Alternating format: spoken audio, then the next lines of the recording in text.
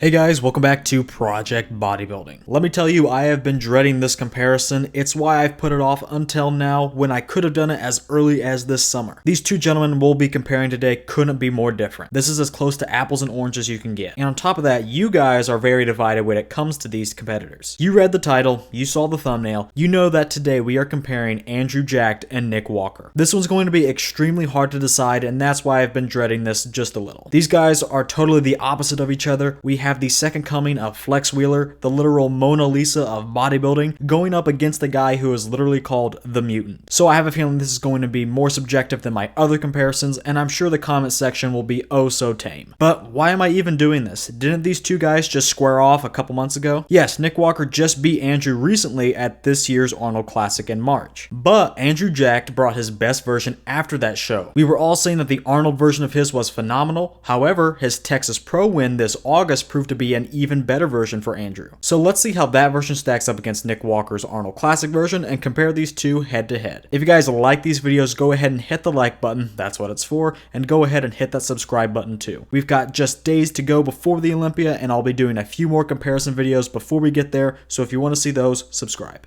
Starting, of course, we have the front double, and honestly, I don't think this is close. I understand Nick Walker has the best arms in the world right now, but I have Andrew ahead here. The arms, although important in this shot, aren't everything. The two things I look for in the shot are, yes, the arms of course, but the second, and honestly just as important factor, is the silhouette / the X-frame. I don't think I need to tell you who wins in the silhouette department. Andrew Jack is an aesthetic beast, and he's prevailing in this area. Nick doesn't look bad. There are certainly worse front doubles out there. Yeah, he has his flaws, and we've all heard it before, his thicker waist, stubby legs, etc., and those things lead to a pretty mid taper and outline, but contrary to most people's opinions, I don't believe it's that bad. Nick does have at least some taper and some quad sweep. I would like to see more though. He's not a brick or a fridge like some people like to say, he's just not the best. And then next to Andrew Jacked, in the silhouette department, he has no hope. Now what about the arms? Are they not pulling enough weight for Nick Walker? No, they aren't. This is because Andrew's arms are actually quite good, underrated in fact. I think he should close his arms a little bit more to make them look better, but you can still see he has some good qualities. He has good peak and some hanging tricep mass, and overall his arms are pretty massive. He's just a bigger human, and with that his arms are bigger than Nick's. I know that's controversial, but I did say bigger, not better. Don't get me wrong, Nick has the better arms for sure, but Andrew's arms are fantastic. And with that, because he was so dominant in the other category, I have to give Andrew the pose. These front shots award the more aesthetic physiques usually, and that's clearly Andrew, and with a good set of arms, more than good enough, that allows him to prevail in this pose pretty decisively.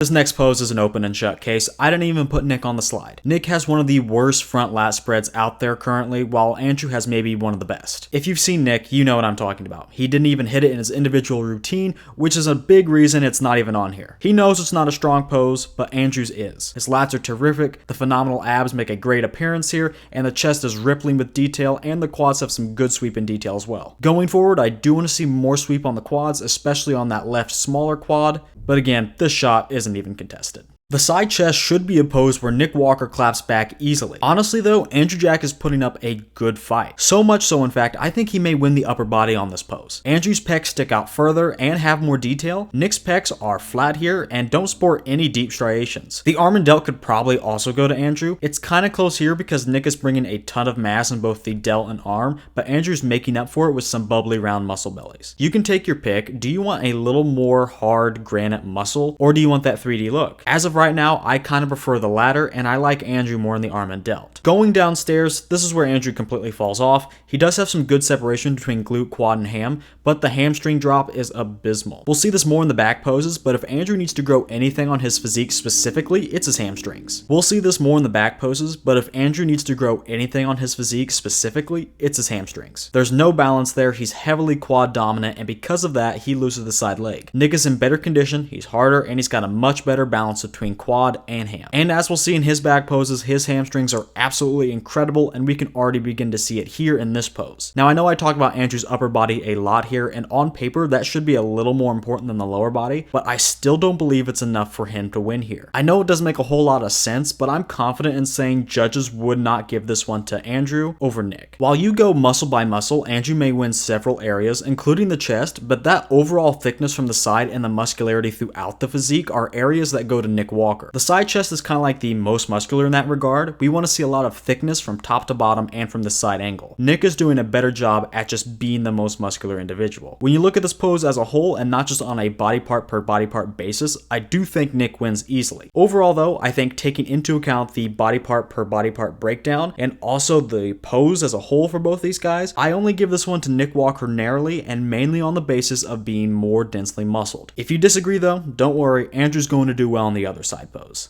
I think this next pose is pretty cut and dry. The back double is easily Nick's. Let's just start at the top and work our way down on Nick's physique. Nick wins the arms and shoulders easily. His peaks, even from this angle, are still insane, and all three heads of his dell are fully developed and defined. Now his back is insanely thick. He has that dense, grainy look to his back and is full of jagged detail. Not only is it thick, but for not being the widest guy and having a thicker waist, he's got some width on that back and some taper from the rear. The lower back is tight and showcases a little more detail as well. And in the lower body, the glutes are shredded. Now Nick doesn't have the genetics for the deepest striations though, but it's not a huge deal. This isn't a shredded glute contest. It almost never should be. Nick does more than enough here to win that area. There's not an ounce of fat or water on those glutes. And finally, for the hamstrings, they're probably the best hams in the world. Yeah, we see dugout hams on a lot of competitors, but Nick's are huge. They're insanely developed. At the Olympia, he borderline had striations in them. Really, everything on Nick is insane in this pose. I don't need to tell you why he's winning this by a mile. But what about Andrew? Two things hold him back in this pose: his lower body and then conditioning. I'll be the first to defend Andrew in this pose, but only to a point. His back is actually really good. Like, I can see insane potential in that back. And he can do a lot to fix this area immediately by coming in sharper. He can showcase his detail with some better conditioning and really surprise us all. Because like I said, his back is actually quite developed. Now the lower body is going to take a little longer to fix. We saw this in the last pose. He needs more hamstrings. Yeah, better conditioning would help him show off what he does have, but he needs more hams, plain and simple. Then some more conditioning would help seal the pose for him. Not against someone like Nick Walker. I still think Nick would be a little too far ahead for Andrew to catch up, but Andrew with better conditioning and more hamstrings would be able to take out most of the Olympia lineup, and I firmly believe that. But for these two, as of right now, Nick sweeps the pose. It's more or less the same story in the rear lat spread. Andrew has so much potential in the shot and surprises me yet again, but he can't stand against Nick Walker, at least not right now. Firstly, Andrew needs to tweak his pose. I think even if he just leaned back at the waist a little bit more, he can not only bring more width, but probably show some more detail because he would be able to contract different areas of his back more. Just that little tweak would help Andrew instantly. Secondly, as said for the last pose, he needs to be a bit tighter. Yes, changing the pose would bring out a lot more detail like I said,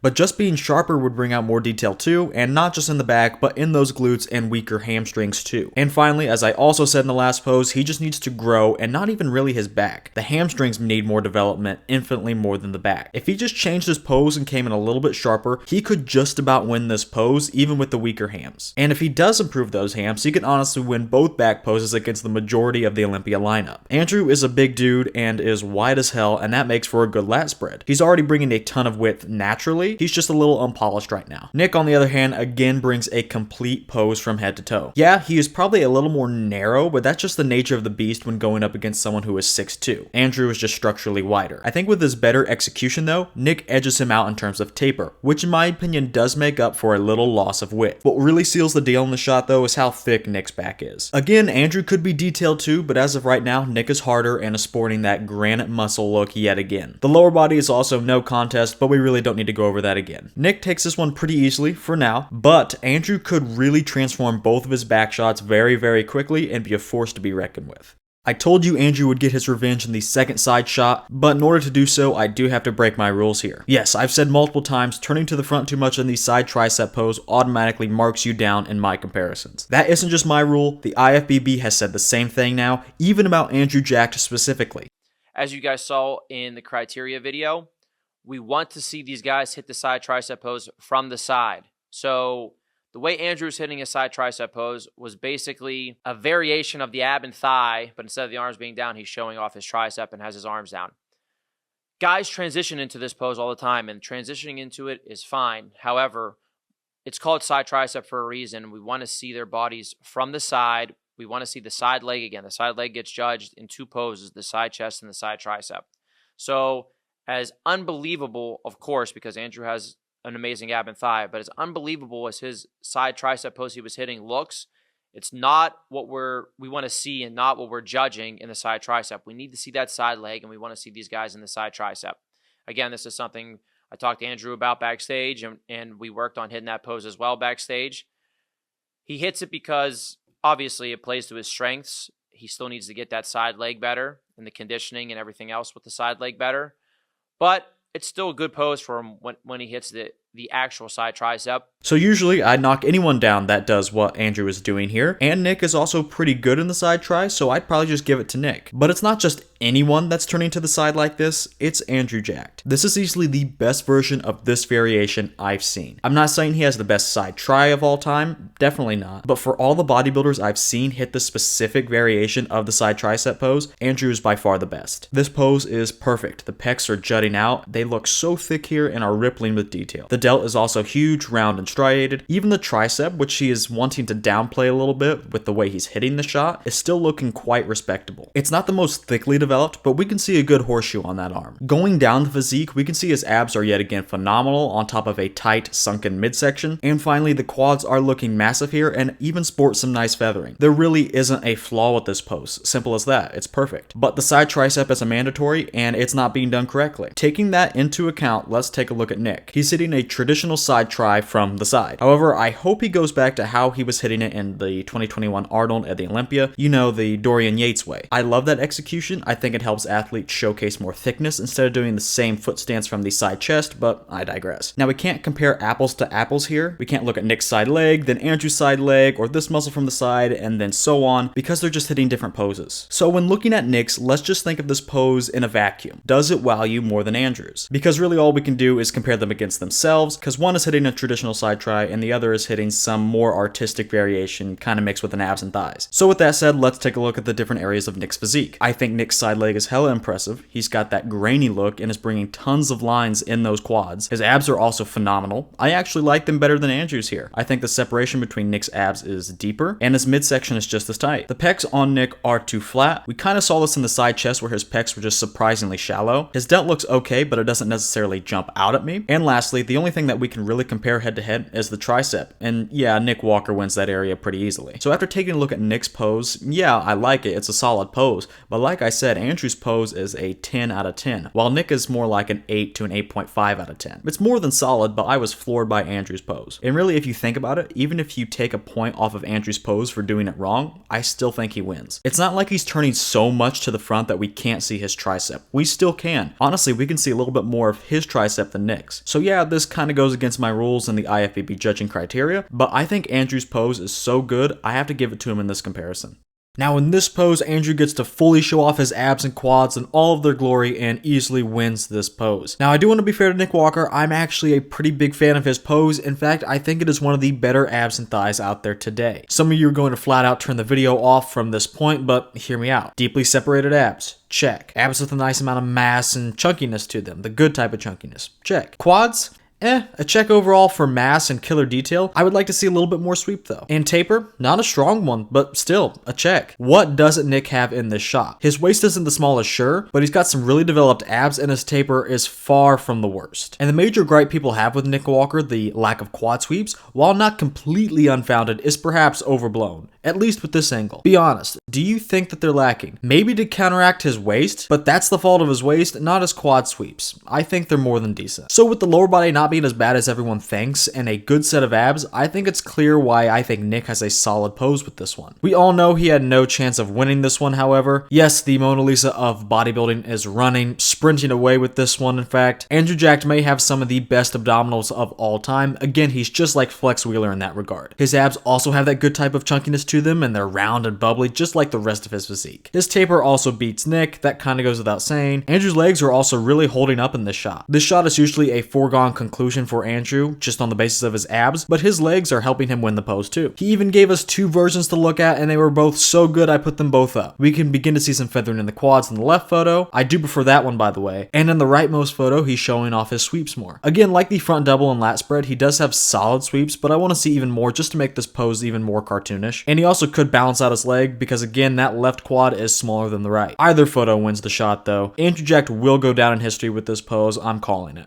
The final pose is a bit anticlimactic. At least Andrew now has a pose that works for him. His hands clasped is honestly pretty good. It helps that he's so round and bubbly. That really helps make up for some of the lack of muscularity. He does have a lot of detail too. I'm glad he switched his pose up. This was a lot better than whatever he was doing. Come on though guys, he's going up against Nick Walker, the mutant. Nick Walker beats Andrew in muscularity and is just a juggernaut in this pose. I usually always give this pose to the most muscular individual, and yeah, I'm going to do that here again today.